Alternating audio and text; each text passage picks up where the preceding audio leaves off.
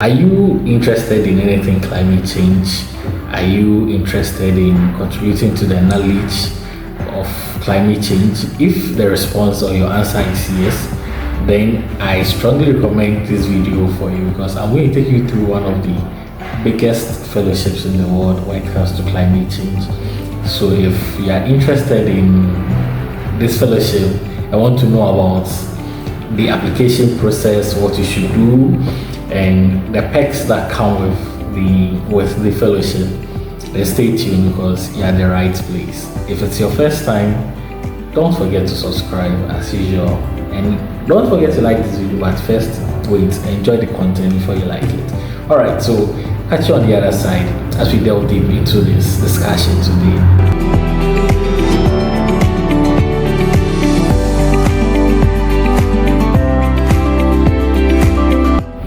Yes, guys, so as I said, we are going to talk about one of the biggest climate protection fellowships in the world. And this fellowship is by the Alexander von Humboldt Foundation in Germany, where it's been running for over a decade, I think. Yes, it's been running for over a decade.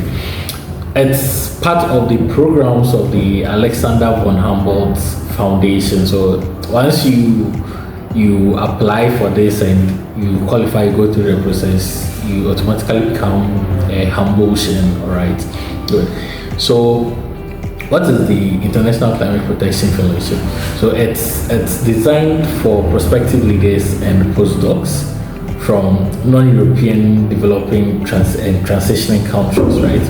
And it involves 12 to 24 months of intensive research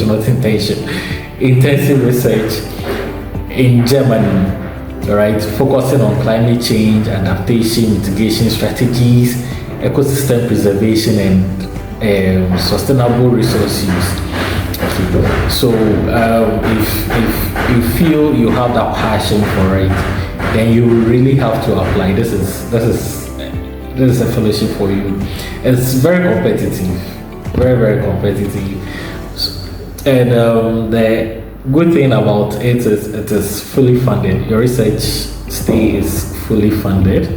So so this is also from the website. I'm not speculating anything. The fellowship offers a monthly stipend of about 2,200 euros to 2,700 euros, depending on the applicant's career level. All right. There's also additional financial support for accompanying family members, travel expenses, your health insurance, and then not compulsory, but it's best if you take it a German language course, to help you stay in Germany or stay in Germany. If you go to Germany and you don't speak German, you are you fall into depression. This from experience. And then your host will also receive a monthly allowance for the research, ranging between 400 euros and 800 euros. So it's going to be more. What are the requirements? Earlier on, I read you should come from a non-European developing and transitioning country, right? So first thing, you must be a citizen of a non-European developing or transitioning country, all right? You should have experience in a leadership role. That is CAP, like you should have experience. If you don't have an experience in any leadership role, I don't see how you're going to get through the application process. So you should have experience in leadership roles. You should also possess good knowledge of English and or German.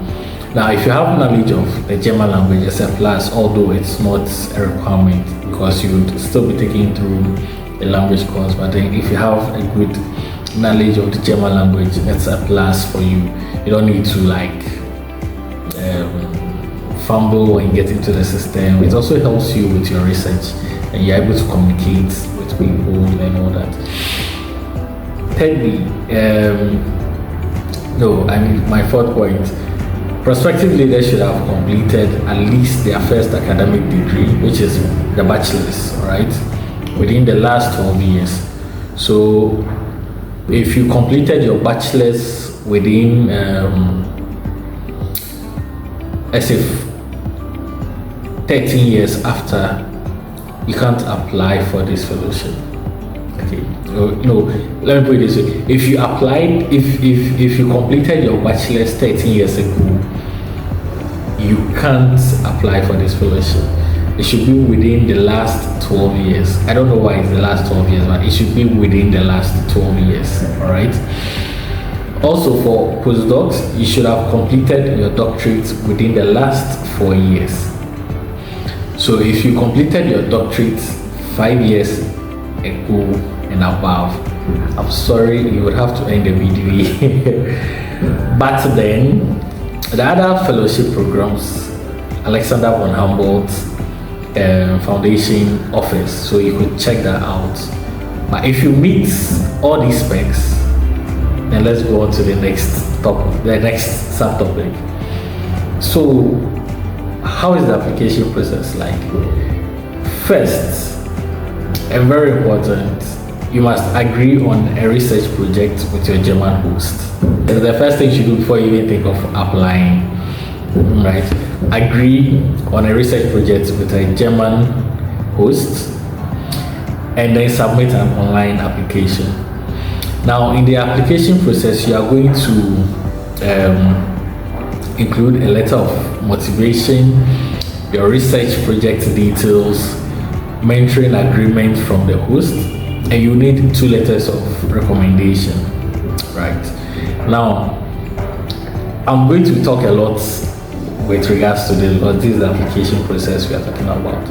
So, since the foundation is in Germany and your research stay is going to be in Germany, it's very important that you get an institution, whether a university or a research institution, to host you. So you need to get someone who would agree to host you. You may not necessarily know a professor in Germany or someone in Germany who is actually interested in climate protection, but then that's where you need to exhibit some research skills, which is the beginning of your journey on this fellowship, right?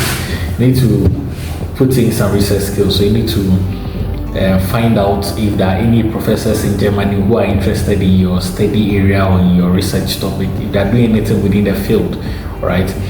Now, when you do, you have to send them a mail. At least send to about 5, at least 5. Share your research proposal with them.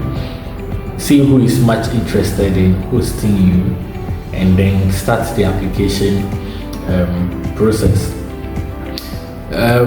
You may not have it smooth as they are very busy people, so then they may not necessarily or immediately respond to your mails, but keep searching. I mean, they are on LinkedIn a lot. I know a lot of German professors are quite active on LinkedIn, so you could check LinkedIn, you could check Instagram, you'll find them there. You check Twitter, you'll find them there.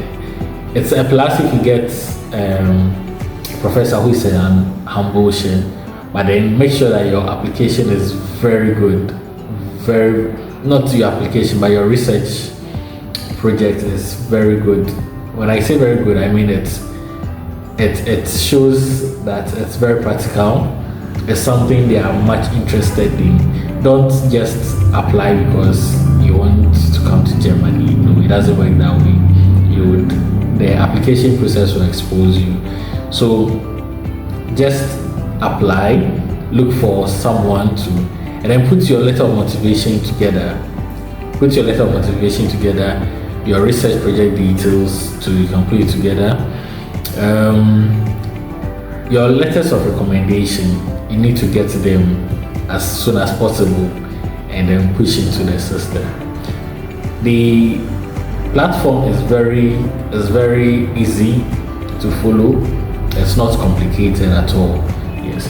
For postdocs, I think along the somewhere in the application, you need to put in articles and papers you've written and others. If you are a first degree holder or a master's holder and you have publications, that's also a plus for you. Yes. So I don't know what the foundation uses as a criteria to qualify or disqualify applicants after the application stage. I'm not an expert at that, but what I know is if you have these things listed, it's on their website. If you have it listed, if you have it in your application and you have some of these little things I have mentioned, it's a plus for you. So make sure you have all these things together and then push in the application.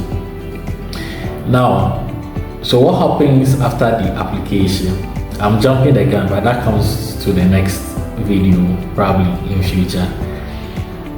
A selection committee evaluates your applications based on the your academic and professional career, leadership skills, the quality and relevance of your research project.